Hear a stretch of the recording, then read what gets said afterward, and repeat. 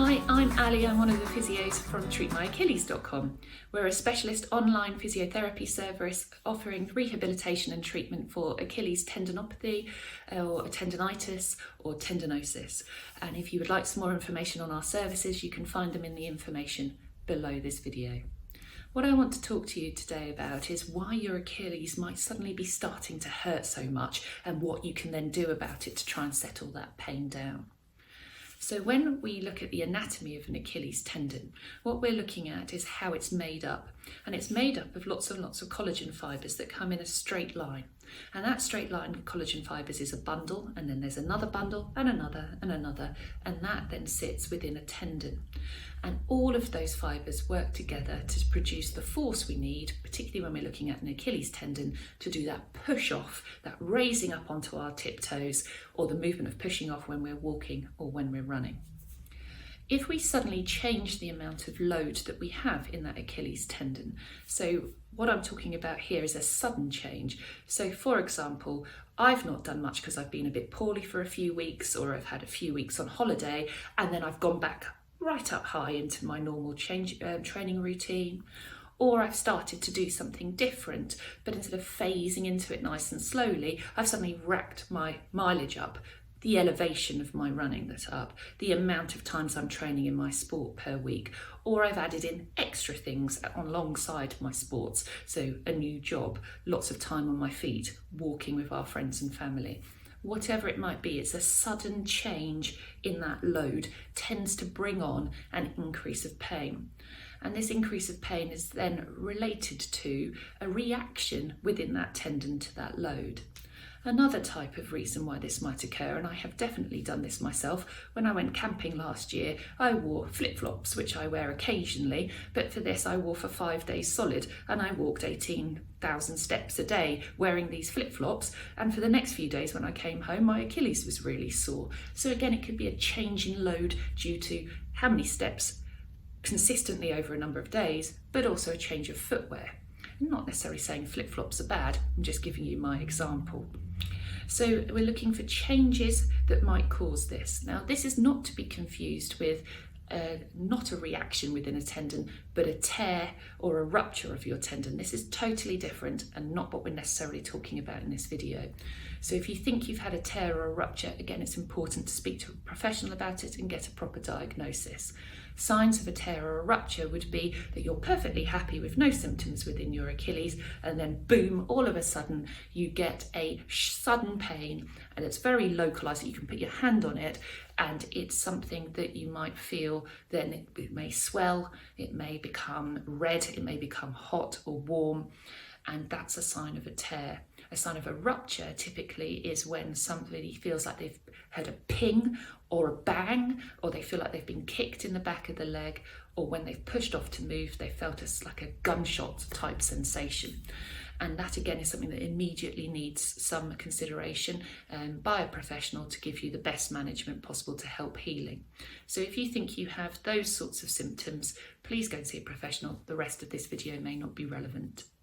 When we're talking about a reaction to a load, this can be called a reactive tendinopathy. Now, this reaction is something that means that nothing has changed within the structure of the tendon. The tendon still looks nice and healthy, but maybe there's been an increase of water content into the cells in those tendons, in and around those fibres of collagen, and it's just reacted. This is reversible, and the thought process is this is what's occurring, this increase of water content, and then it starts to reverse back to normal again. If you've had Achilles problems before, and this is a flare-up of an Achilles problem due to a new load, or it's something that's unusual, but you've had a scan, and on that scan it showed that your collagen fibres aren't nice and in line, they might be a little more jacked apart, for example, or higgledy-piggledy. Again, you can still have a reaction to a load. You can have a reaction on an old injury, so an acute injury on a chronic injury. And again, that part of it is very reversible. So how can we do this? Well, first things first, we need some relative rest. Now notice my word relative to the word rest. What we're looking at is trying to reduce your symptoms so that you have no pain at rest and no pain at walking.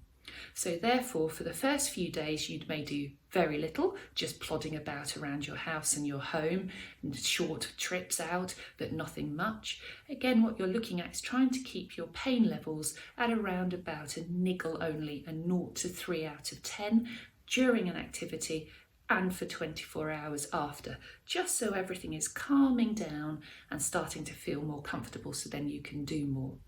The research is showing if you can keep your activity within that 0 to 3 out of 10 for that 24 hours, then what you're doing is starting to help things settle, and your pain may reduce even very quickly within about 5 to 10 days, some research papers are showing, sometimes even quicker than that. And as this pain settles, you then can start to do more. But if you were to suddenly think, right, pain's settled now, I don't have it at walking, I don't have it at rest, I'm going to go back up here and do my activity again, well, again, you're back in that cycle. You may set things off. So it's important to start to phase into the activity, and there's the relative part to it. Can I do a little bit? So if I can now walk for 30 minutes, can I jog for 15 minutes and see what my pain level is like for the 24 hours? And then I might progress how much I'm jogging versus how much I'm walking. I may give myself a day or two off in between. And these are just examples. To be specific, you would speak to a professional about it who would then be able to give you better guidance on your particular problem. Once we've got that settled, we also then need to look at how robust that tendon is, how good it is at doing the activity that you want it to do. And during those days, while it's settling down, you may start to do some gentle activities. And those gentle calf strengthening sometimes can be really simple, and they may be less than what you were able to do prior to this flare-up. A good example is an isometric exercise, which there is a link to a video about below. Let me show you an example of that, and I'm just going to move this camera so you can see my feet. The easiest level of an isometric exercise is to rise onto your tiptoes. Now I'm about halfway. If I go all the way up and all the way down, I'm coming up to a comfortable middle section, and I'm going to hold it, and I'm going to hold it for as long as I feel comfortable. And we're looking for around about 40 seconds. Now, in the research, it's showing about how many repetitions can you do at 40 seconds, and there's an argument saying about doing maybe 3 to 5 repetitions in one setting. Now, if you can't do 40 seconds and it's too sore doing that exercise, even in that middle range, then again, I would suggest you speak to a professional before you do any of these activities. If you feel like you can do some seconds, let's pretend it's 20, you might do 20 seconds times 3, and then 22 seconds times 3, and so on, and you can progressively load it. If you can do that and think it's a piece of cake and you're not sure what to do next, don't just rest on your laurels. You still need to find the ability of the capacity, the robustness of that tendon by making that exercise more difficult. So you could do it on one leg, for example. And again, if that's too easy and it's keeping that pain level 0 to 3 for 24 hours after, again, I would suggest you speak to a professional for a more difficult exercise, depending on what you can do and what your goals are and how painful your Achilles is. So what I'm saying is this is an example of an easier exercise. There are ways of making it easier still if it's too sore, and there are ways of making it more difficult if it's too easy. And those examples, there's so many of them that it's important that you get the right one for you. So what we're talking about here is how to manage an acute reaction to an increase in load or a change in load on your Achilles tendon. We're talking about having it relative rest for even as little as 5 to 10 days. And that relative rest then means you're ready to start activity again if you are pain-free at rest and pain-free walking, but starting that activity means you gently phase back in. While you're phasing back in, you need to find out how robust that Achilles tendon is by doing some strength work. A couple of examples I've given you there, but again, remember, these need to be tailor-made to you and they need to be progressively made more difficult as you get back to activity. There is some school of thought about taking anti-inflammatories with a reactive tendinopathy, but this is something you would need to gain advice from a GP or your doctor, a pharmacist, or again a professional like a physiotherapist, because there isn't an inflammatory response here. It is a change in water content, and the way the anti-inflammatory works is to alter that water content by affecting the protein that helps that process happen. It is not an anti-inflammatory response like if you twisted your ankle, and so therefore using that medication is something you would need to gain advice about.